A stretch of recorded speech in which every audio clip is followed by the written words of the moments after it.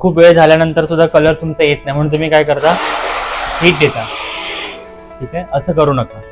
तुम्ही हीट का देताय, कारण लवकर कलर नाही आला म्हणून. पण तुम्ही कलर मिक्स केल्यावरती किती वेळामध्ये ऍप्लिकेशन केलंय ते पहिलं बघा. कारण कलरचं एक टाइम असतो. कलर मिक्स केल्यावरती तो 30 मिनिटाच्या आतमध्ये केसावरती ऍप्लिकेशन झाला पाहिजे, नाही म्हणजे 30 मिनिटानंतर तो ऑक्सिडाइज होऊन जातो. म्हणून तुम्हाला हा प्रॉब्लेम फेस करावा लागतो. त्यासाठी एक उपाय करा.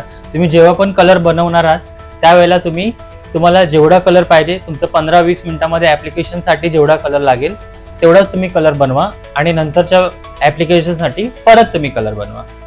आता जो मी कलर केलाय ते 2 कलर मिक्स करून कलर केलाय.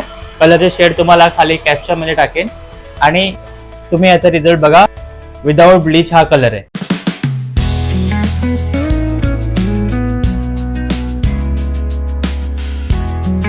आणि अजून अशा चांगल्या माहितीसाठी आम्हाला फॉलो करा.